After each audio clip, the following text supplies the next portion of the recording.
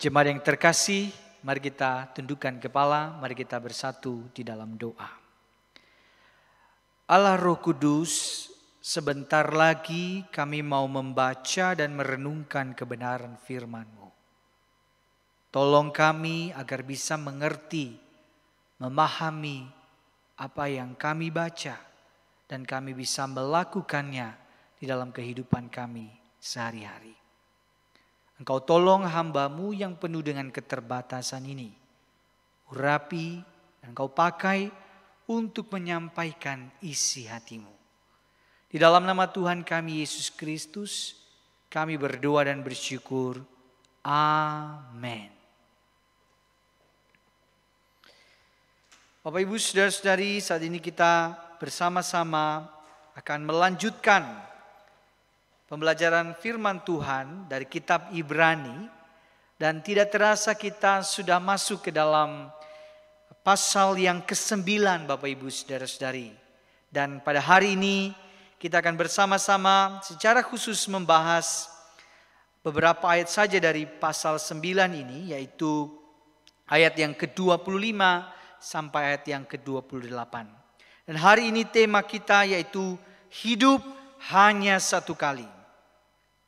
Mari kita bersama-sama membuka Alkitab kita, Ibrani 9 ayat 25 hingga ayatnya yang ke-28. Dan mari kita membacanya secara bersama-sama Bapak Ibu Saudara-saudari. Kita baca pelan-pelan saja. Kita baca dari ayat ke-25, 1, 2, 3.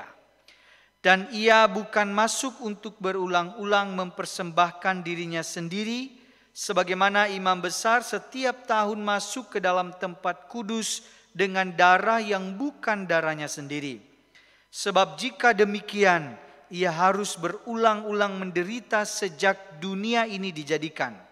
Tetapi sekarang ia hanya satu kali saja menyatakan dirinya pada zaman akhir untuk menghapuskan dosa oleh korbannya. Dan sama seperti manusia ditetapkan untuk mati hanya satu kali saja, dan sesudah itu dihakimi. Demikian pula Kristus hanya satu kali saja mengorbankan dirinya untuk menanggung dosa banyak orang. Sesudah itu ia akan menyatakan dirinya sekali lagi tanpa menanggung dosa untuk menganugerahkan keselamatan kepada mereka yang menantikan Dia. Sedemikian jauh pembacaan firman Tuhan Bapak Ibu Saudara-saudari. Berbahagialah kita yang membaca, merenungkan dan melakukannya di dalam kehidupan kita hari lepas hari. Bapak Ibu Saudara-saudari, suatu kali saya menelpon mama saya sekedar menanyakan kabar beliau. Setelah beberapa kali telepon tidak diangkat, akhirnya kali ketiga saya menelpon, baru beliau menjawabnya. Namun belum juga saya mengatakan, "Halo Ma." Mama saya langsung berkata, "Baterai handphone Mama udah mau habis, tinggal 5% lagi. Langsung to the point aja, kamu mau ngomong apa?" Saudara-saudara, karena dibilang to the point, saya langsung bilang, "Oke Ma, masuk ke intinya saja ya. Saya cuman pengen tanya, Mama gimana kabarnya?" "Baik, Mama baik-baik saja," itu jawaban beliau. "Oh, oke Ma."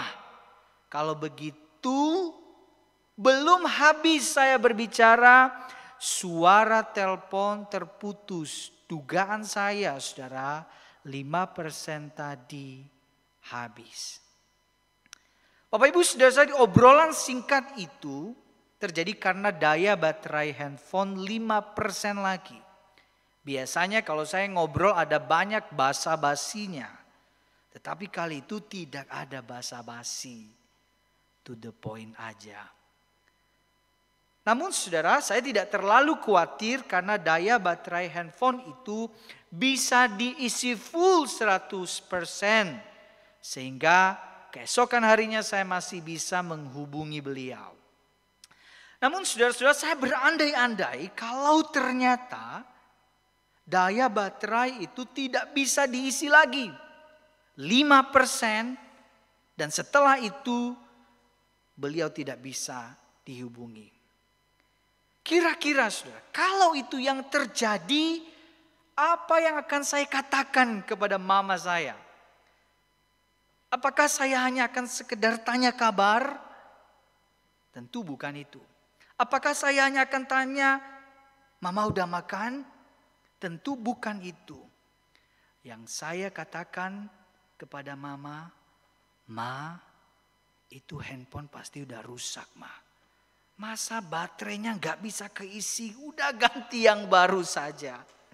Saudara-saudara, tapi nyatanya handphone beliau masih bisa digunakan dan diisi ulang lagi ya baterainya. Tetapi saudara-saudara, hidup kita berbeda dengan baterai handphone, bukan? Kita tidak bisa isi ulang nyawa kita, saudara. Bahkan kita pun tidak tahu persentase kehidupan kita, durasi waktu kita sampai kapan. Kita sama sekali tidak punya fitur itu dalam hidup kita. Aku berapa tahun lagi aku masih hidup. Kita tidak punya. Kita tidak tahu berapa lama lagi kita hidup di dunia ini. Durasi hidup kita tidak tahu. Tetapi saudara, kalau seandainya kita tahu bahwa durasi hidup kita tinggal sedikit lagi di dunia ini, maka pasti kita akan berpikir ulang.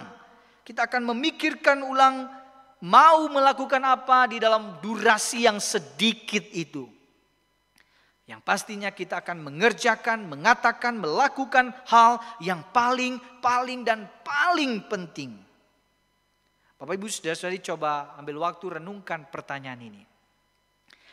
Apa yang akan Bapak Ibu lakukan jika Bapak Ibu tahu bahwa hari ini adalah hari terakhir Bapak Ibu saudara-saudari bertemu dengan anggota keluarga?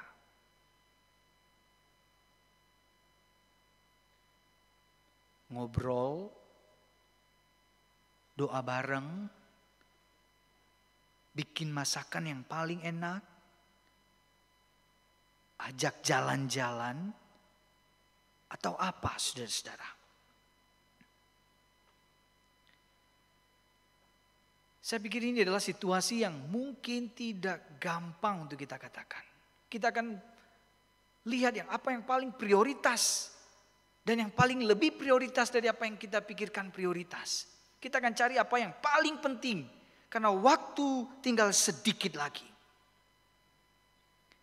Jika kita tahu bahwa kematian dekat, mungkin kita akan lebih berhati-hati menjalani hidup ini, Bapak Ibu saudara-saudari. Tetapi sayangnya saudara, kematian itu selalu menjadi sebuah misteri. Umumnya kita tidak pernah tahu kapan kita akan meninggalkan dunia ini. Kecuali memang ada orang-orang yang sudah lama bertahun-tahun di dalam sakit penyakitnya. Mungkin sedikit kita punya kerelaan untuk kepergian orang itu. Tetapi umumnya kematian adalah sebuah misteri. Tahun 2021 mengajarkan kita banyak hal tentang bayang-bayang kematian, bukan? Baru di awal tahun kita melihat sendiri begitu dekatnya yang namanya kematian itu, saudara. Belum selesai kita berjuang dengan pandemi. Kita mendengar kabar tentang pesawat dan para penumpang di udara yang jatuh, nyawa hilang. Lalu tak terhitung di daratan, kecelakaan di jalan raya. Dan baru-baru ini kita mendengar hancurnya kapal selam di kedalaman laut dan matinya para awak. Hilangnya manusia di tengah banyak bencana alam. Terlalu banyak. Tidak pernah ada yang menduga hal itu akan terjadi, saudara-saudara. Kematian selalu menjadi misteri. Bisa datang kapan saja, menghampiri siapa saja. Tetapi Bapak Ibu saudara-saudari, bicara soal kematian, ada satu poin penting yang diingatkan oleh penulis surat Ibrani di ayatnya yang ke-27. Mari kita baca bersama-sama ayat yang ke-27 ini, Bapak Ibu saudara-saudari. 1, 2, 3. Dan sama seperti manusia ditetapkan untuk mati hanya satu kali saja dan sesudah itu dihakimi. Artinya, orang yang sudah mati tidak pernah mendapatkan kesempatan untuk mengubah jalan hidupnya. Orang yang sudah mati tidak punya kesempatan mengubah keputusan atau pilihan hidupnya. Ketika orang sudah mati, hanya ada dua pilihan jalan hidupnya, surga atau neraka, saudara. Maka tidak ada penginjilan untuk orang mati, tidak ada. Maka kita tidak perlu doakan orang mati, tidak usah, saudara-saudara. Karena kalau dia orang yang sungguh-sungguh percaya kepada Tuhan, jiwanya akan bersama dengan Allah. Lalu saudara-saudara, yang harus kita pahami bahwa kesempatan untuk mengenal Kristus dan mengasihi Kristus itu bukan setelah mati, saudara. Tapi hari ini, di saat ini, sekarang ini, semasa engkau masih bisa bernafas, itulah kesempatannya. Oleh karena itu, saudara, kalau Tuhan masih mau memberikan kesempatan kepada kita untuk hidup hari ini, marilah kita memikirkan apa yang paling penting yang harus kita lakukan. Apa yang paling penting untuk kita putuskan dalam hidup ini. Kalau kita tahu bahwa hidup ini hanya sekali, jangan buang-buang waktu untuk hal yang tidak penting dan tidak berguna. Hidup hanya satu kali. Saudara, kalau kita tahu bahwa hidup ini hanya satu kali, jangan terus-menerus hidup menikmati tenggelam di dalam dosa. Karena hidup hanya satu kali. Bapak Ibu saudara-saudari, Ibrani 9 secara keseluruhan dimulai terlebih dahulu dengan perbandingan. Korban Yesus Kristus itu lebih baik daripada seluruh korban yang dipersembahkan oleh para imam di dalam perjanjian lama. Pengorbanan Kristus di atas kayu salib berkuasa mengampuni dosa umat manusia. Dan itu adalah pengorbanan yang sempurna, tuntas, lunas. Darah Kristus berkuasa, lebih berkuasa daripada darah anak domba yang dipersembahkan berkali-kali oleh para imam pada waktu itu. Pengorbanan Kristus satu kali saja untuk menghapus dosa manusia. Dan sama seperti pengorbanan Kristus satu kali, saudara. Hidup dan kematian yang kita alami juga hanya satu kali. Karena setelah kematian, hanya ada dua tempat tadi. Jalan menuju bersama dengan Allah atau terpisah dengan Allah. Saudara-saudara, saya ingin mengajak kita melihat dua ayat terakhir yang kita baca, 27 dan 28. Saya bacakan kepada kita ayat ini, saudara. Dan sama seperti manusia ditetapkan untuk mati hanya satu kali saja dan sesudah itu dihakimi. Demikian pula Kristus hanya satu kali saja mengorbankan dirinya untuk menanggung dosa banyak orang. Sesudah itu ia akan menyatakan dirinya sekali lagi tanpa menanggung dosa untuk menganugerahkan keselamatan kepada mereka yang menantikan Dia. Ada yang memahami teks ini seperti ini, saudara. Bahwa setelah kematian, orang mati, lalu saat itu juga langsung dihakimi. Tetapi saya pikir penafsiran itu mengabaikan ayat yang ke-28. Karena di ayat itu dengan jelas mengingatkan akan kedatangan Kristus yang kedua kali. Dan di situ ada penghakiman. Jadi saudara-saudara, setelah kematian, jiwa itu atau roh itu terpisah dari tubuh. Dan jiwa orang percaya bersama dengan Allah di sorga. Ya, saudara, maka kalau kita mengingat apa yang dikatakan oleh Yesus kepada salah seorang penjahat di atas kayu salib, Yesus kan berkata kepada penjahat itu, saudara, aku berkata kepadamu, sesungguhnya hari ini juga engkau akan ada bersama-sama dengan aku di dalam Firdaus. Jadi memang setelah orang mati, rohnya, jiwanya bersama dengan Allah di sorga. Ya. Jadi saudara-saudari, Di dalam Katekismus Heidelberg juga dijelaskan soal ini, saudara ya. Ada satu bagian dari pertanyaan, ya, jawaban dari salah satu pertanyaan tentang kebangkitan, dikatakan seperti ini. Bahwa sesudah hidup ini, bukan hanya jiwaku akan segera diangkat kepada Kristus kepalanya, melainkan juga dagingku akan dibangkitkan oleh kuat kuasa Kristus, lalu dipersatukan kembali dengan jiwaku, dan akan menjadi serupa dengan tubuh Kristus yang mulia. Jadi saudara, ketika Kristus datang kedua kali, di saat itu jiwa kita akan dipersatukan dengan tubuh kemuliaan, tubuh kebangkitan itu. Dan di saat itu saudara, Kristus datang sebagai hakim. Maka setiap orang dihakimi berdasarkan perbuatannya. Tapi ingat saudara, penghakiman itu bukan, ya, penghakiman akhir bukan soal penentuan selamat enggak selamat. Bukan itu. Penghakiman akhir bertujuan untuk menyatakan kemahakuasaan Allah, kedaulatan Allah, siapa Allah. Dan di situ adalah waktu menyingkapkan derajat upah atau penghukuman setiap orang yang menerimanya. Ya, saudara, maka dalam teologi reform yang juga saya yakini bahwa memang penghakiman akhir itu bicara tentang upah, bukan soal selamat tidak selamat. Saya mengajak kita untuk membaca 2 Korintus 5 ayat 10. Dikatakan di sana seperti ini, Bapak Ibu Saudara-saudari. Sebab kita semua harus menghadap tahta pengadilan Kristus, supaya setiap orang memperoleh apa yang patut diterimanya sesuai dengan yang dilakukannya dalam hidupnya ini, baik ataupun jahat. Jadi saudara, perbuatan itu akan dihakimi, ya, diperhitungkan di dalam penghakiman akhir. Namun yang harus kita tegaskan bahwa kita tidak pernah diselamatkan oleh perbuatan baik kita. Ingat ini. Justru kita berbuat baik karena kita sudah diselamatkan, saudara-saudara. Jadi jangan ada yang berpikir bahwa kita memperoleh kehidupan kekal, keselamatan karena kita berbuat baik. Itu tidak tepat, saudara. Keselamatan kita sudah dibayar lunas oleh darah Kristus, pengorbanan Kristus yang sempurna di atas kayu salib.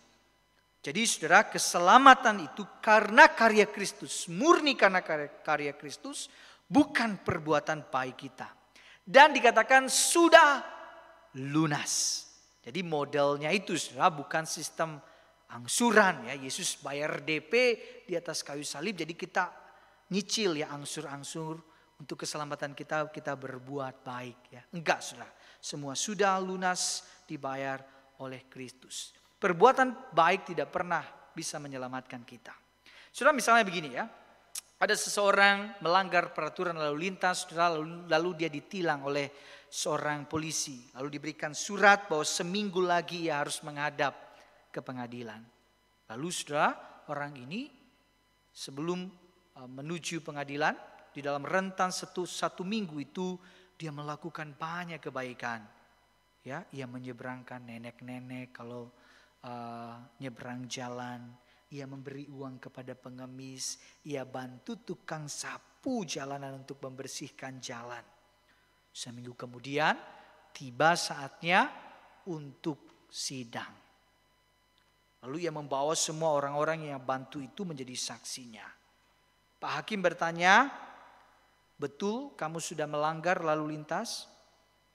Betul Pak Hakim, tapi saya sudah melakukan banyak kebaikan selama seminggu ini. Ini saksi-saksi saya. Saudara-saudara, kira-kira orang ini dilepaskan dari hukumannya, saudara? Pelanggarannya dihapus? Tentu saja kalau hakimnya masih objektif, saudara, maka pasti tidak akan dihapuskan pelanggaran, kesalahan, dosa itu. Karena dia berbuat baik. Karena perbuatan baik tidak pernah bisa menghapus kesalahan kita, saudara. Oleh karena itu, satu-satunya yang dapat menghapus dosa manusia adalah pengorbanan Yesus Kristus di atas kayu salib. Dan pengorbanan itu cukup satu kali untuk semua orang. Yesus tidak perlu disalibkan berkali-kali. Cukup sekali dan kuasanya berkuasa menghapus dosa manusia di masa lalu, di masa sekarang, bahkan di masa yang akan datang. Saudara-saudara, oleh karena itu saudara, sebelum kematian tiba, sebelum masa penghakiman itu datang, kita yang mendengarkan firman Tuhan hari ini, itu diberi kesempatan oleh Tuhan untuk datang kepada Kristus. Kita tanya kepada diri kita, apakah kita sungguh-sungguh mengasihi Tuhan Yesus dalam hidup kita?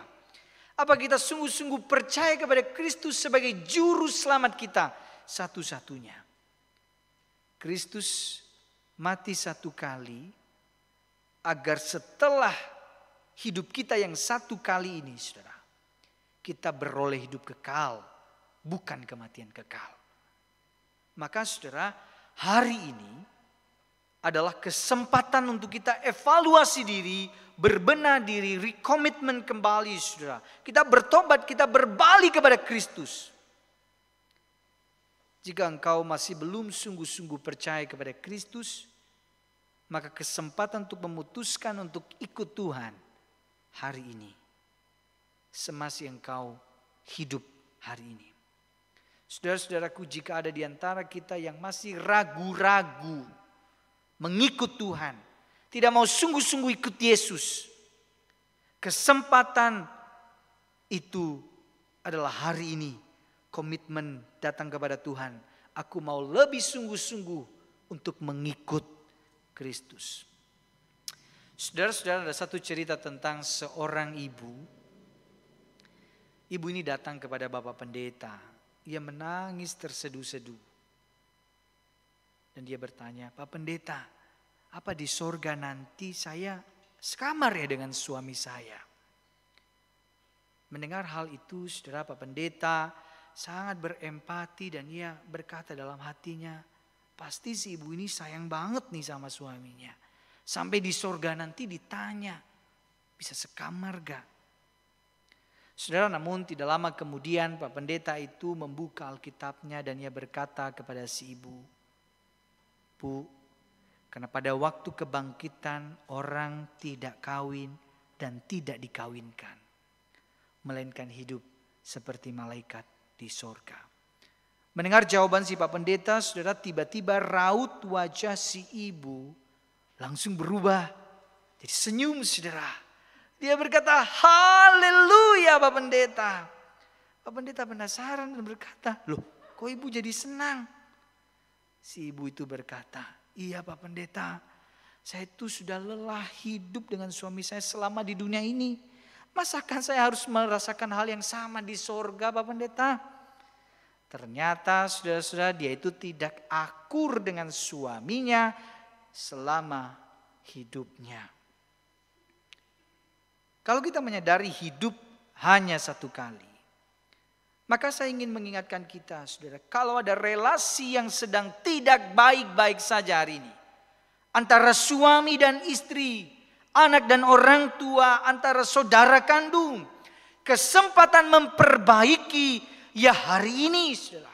Hidup cuma sekali, kita tidak pernah tahu kapan kita akan meninggalkan dunia ini. Tapi kalau kita masih hidup hari ini, itu karena Tuhan masih kasih kesempatan kepada kita untuk bertobat, berbalik, memperbaiki yang rusak. Kalau Tuhan kasih kesempatan kepada kita untuk hidup hari ini, Tuhan itu punya rencana, dia masih mau pakai kita sudah untuk menjadi berkat, menjadi saluran berkatnya, untuk mengerjakan pekerjaan-pekerjaannya. Kristus mati satu kali agar setelah hidup kita yang satu kali ini kita peroleh hidup kekal, bukan kematian kekal.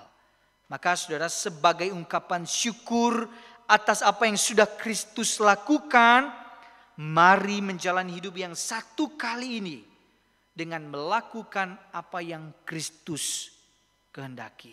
Kita syukuri anugerah keselamatan itu, saudara. Dengan menjalani hidup yang satu kali ini dengan lebih sungguh-sungguh kita kerjakan pekerjaan-pekerjaan Tuhan. Hidup cuma satu kali. Jangan buang-buang waktu mengerjakan hal-hal yang tidak penting. Jangan terus-menerus hidup di dalam dosa. Mari jemaat Tuhan serius untuk ikut Tuhan. Mari kita menjadi pribadi yang lebih sungguh-sungguh untuk mengikut Kristus, menghargai anugerah keselamatan itu. Hidup kita cuma satu kali, semasih kita hidup, bantu yang bisa kita bantu. Semasih kita hidup, mari kita mengasihi anggota keluarga kita. Orang tua, cintai anak-anakmu. Anak-anak cintai dengan sungguh orang tuamu. Suami, kasihi istrimu. Demikian juga sebaliknya. Semasih hidup, lepaskan pengampunan kepada orang yang menyakitimu, melukaimu. Semasih kita hidup, ayo kerja buat Tuhan, saudara. Mari layani Tuhan. Beritakan Injil itu kepada yang kehilangan pengharapan. Semasih hidup, sungguh-sungguh cari kehendak Allah di dalam doa-doamu, di dalam perenunganmu akan firman Tuhan. Kiranya Tuhan menolong Bapak Ibu saudara-saudari. Mari kita mengambil waktu tenang kita. Kita merenungkan apa yang Tuhan ingin sampaikan kepada kita hari ini.